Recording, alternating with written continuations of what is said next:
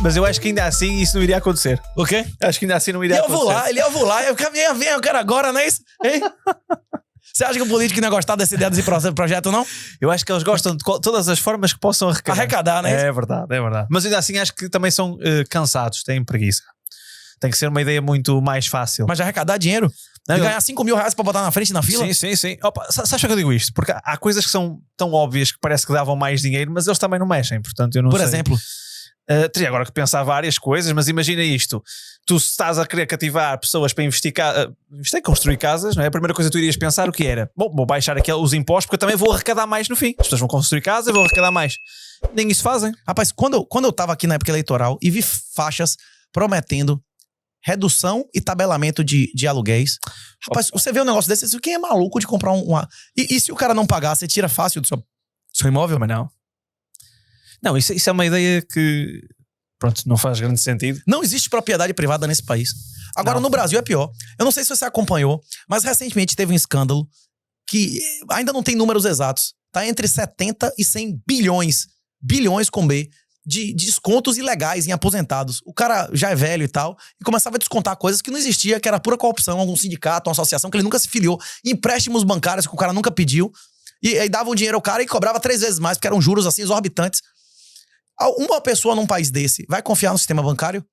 Para um banco fazer centenas de milhares, se não milhões de contratos ilegais e movimentar dezenas ou centenas de bilhões, significa que o banco é uma organização criminosa, não é isso? O banco e o governo são organizações criminosas, né? Pelo menos eles funcionam como organizações criminosas. Não tem como isso acontecer sem bandido na Previdência, como você chama aqui, na Previdência, não é isso? Sim, e não tem como acontecer. Não é o banco, não é alguém do banco ser criminoso, é o banco inteiro. É o compliance, o board, a estrutura inteira do banco ser criminosa, não é isso ou não? Ok? Não, isso é assustador. Mas você confia num banco desse? Você vai confiar na previdência dessa? Mas repara, e agora repara que tu tens o pessoal mais à esquerda, tipo, imagina um comunista, a dizer que a banca é corrupta de direita. Ou que está a banca portuguesa foi criada pela Revolução.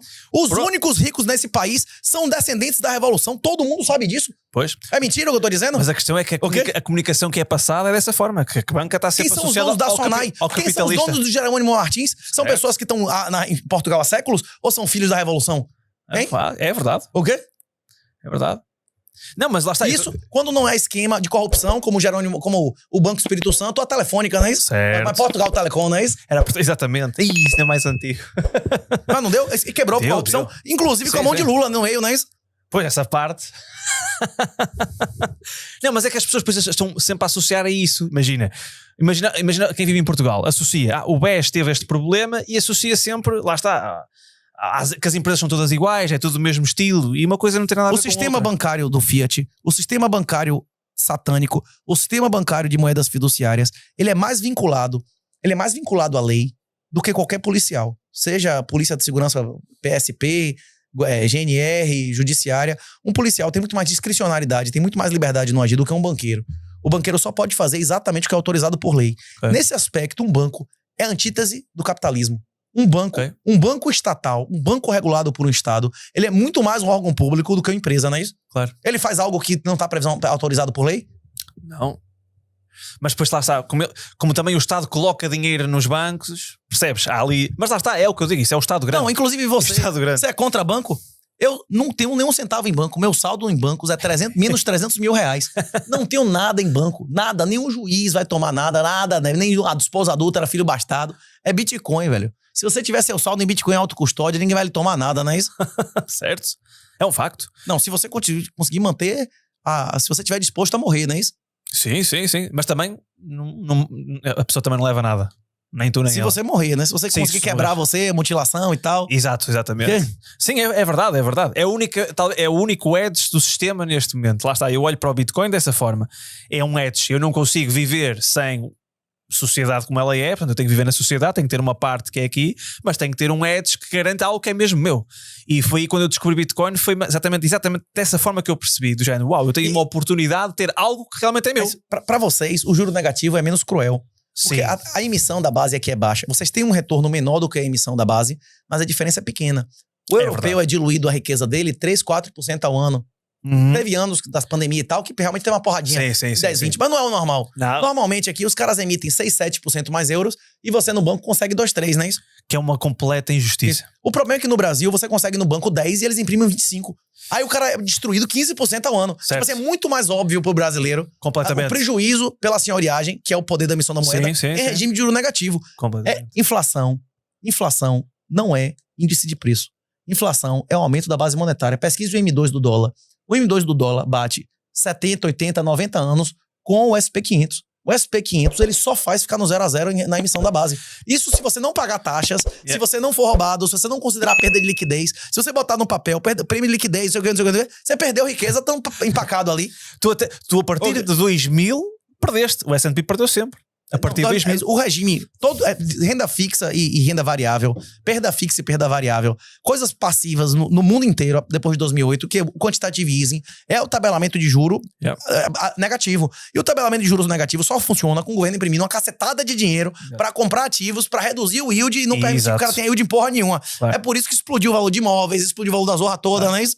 Mas lá está porquê? Porque sofremos daquele problema de qualquer pessoa pede dívida, contrai dívida e usa isso para continuar a alavancar a sociedade. Hoje em dia, a maioria dos países do mundo, ou todos, né, que tem moeda fiduciária, os caras mais ricos não foi com capital próprio. Foi com dívida. A Amazon, todos esses caras aí só existiram, como é Magnificent Seven, só existiram com dívida de graça subsidiada. Claro. Nunca existiria nada disso. Nunca existiria OnlyFans, nunca existiria Tinder, nada disso sem juro negativo, bicho. Claro, isso é lógico. Inclusive, existe uma correlação entre a moralidade das famílias e das pessoas e a moeda que elas usam. Se você usar uma moeda que não tem capacidade de reter valor, você tem uma motivação, mesmo inconsciente, de consumir e gastar mais rápido do que de poupar. Isso faz uma diferença brutal. As sociedades que adotaram a prata em relação ao cobre se tornaram mais ricas e mais morais. O ápice moral, o ápice de invenção de tudo mais da nossa sociedade foi o século XIX, foi o gold standard, foi o padrão ouro. Porque você não precisava investir seu dinheiro e nem gastar. Se você guardasse, você poderia consumir mais no futuro. Então famílias estruturadas passavam a valer a pena. Meu irmão, se eu não tenho uma oportunidade na rua de aumentar meu dinheiro, eu vou botar filho, vou aumentar minha família, não é isso? Vou aumentar minha educação. Claro. Mas lá está, isso foi a maneira que os governos tiveram, eles tinham que se desprender do padrão ouro, porque senão não ganhavam eleições, não se elegiam, não conseguiam. Não faziam guerras mundiais para exterminar a juventude. Também. Mas o ser humano vai sempre precisar de conflito, não é? Mesmo que não existisse moeda fiduciária, eu acho que ia haver guerras na mesma. Mas não a escala que houve. Não existia ouro no mundo para pagar o que fizeram na Segunda Guerra Mundial. Sim. Tipo, a Primeira Guerra Mundial acabaria no primeiro ano. Aliás, o livro que tu tens do Keynes a discutir com o Hayek é muito giro por causa disso, né? Eles estão naquele dilema de, então, mas como é que conseguimos resolver o problema agora da pós-Segunda Guerra, ou seja, na Segunda Guerra Mundial, como é que nós resolvemos isto para financiar os Estados, não é? E Keynes acabou por levar a dele avante. É isso. Não é? Quantos filhos Keynes teve? Lá está, foi como tu disseste, eu não sabia. Órgão excretor não reproduz, não é isso? Já tens filhos. Já tens Naquela época, homossexual não podia adotar, não é isso? Aqui já pode, não é isso? Naquela época, homossexual não podia adotar, senão ele era capaz de pegar uns 4 adolescentes, não é ele depois também teve uma doença grave, não foi? AIDS? Não tinha naquela época, não. AIDS não tinha naquela época. Tinha ideia que ele tinha tido uma doença. Inclusive, uma coisa que eu discuti com o Ryan, que ele ficou dizendo que só tinha AIDS homossexual. Isso é uma grande injustiça. Não sei se você assistiu esse episódio. Vi. Isso não é verdade, não. Eu, inclusive, conheço pessoas. Eu conheço um cara, quem mora na federação, lembra de Abel, que era um guardador de carro lá. Abel pegou AIDS, ele tinha um problema com mãe, com relação com mãe. Ele disse que só sentia prazer em amamentar e pagava as prostitutas que engravidavam pra ficar amamentando nas mulheres e morreu de AIDS. Ele disse que nunca penetrou uma mulher. Engraçado. Inclusive, essa relação de ama de leite, que era uma relação sagrada em nossa sociedade por milhares de anos, hoje é crime no Brasil. Você pode vender seu próprio leite? Você pode vender seu sêmen em Portugal? Não, tem que ser uma doação, não é? Nem o seu sêmen não pertence a você. Nem o leite que sai da teta da mulher não é dela. Nem o sêmen que sai de você não é seu. O seu sangue não é seu. E o Bitcoin é. É verdade. É quase como uma questão de tudo o que nós fazemos e que... Pá, eu dou sempre aquele exemplo. As pessoas dizem, mas eu gosto do imobiliário, gosto de comprar umas casas e tal. Pois, mas isso, se tiveres um governo autoritário, chega aqui e expropria tudo, já não é teu. É um exemplo. Mas ele expropria. Todo ano ele expropria um pouquinho. Mas é isso que eu estou a dizer. Mas imagina... Ele só não mata, mas ele vai tirando seu sangue. Exatamente. Ele vai lá no cordeiro, espera nascer de novo. Vai sendo Quem acabou com a escravidão foi a máquina a vapor. Agora é mais econômico fazer assim. O problema é que o Estado chegou num ponto que o Estado português tá fazendo com que a própria população se extingua. E aí tá precisando de outros escravos, não é isso? Ok. Mas não achas que eles vão ter sorte? Porque o capitalismo... Os governos, o capitalismo vai-lhes dar a robótica.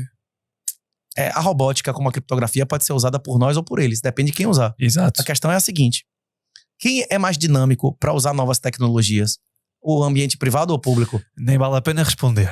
É muito óbvio. Você lembra do Dick Tracy da Disney? Certo. Qual era a arma do Dick Tracy? Uma Thompson calibre 45, aquela que parece uma lata de goiaba. Você lembra disso aí? Quando é que foi a lei seca?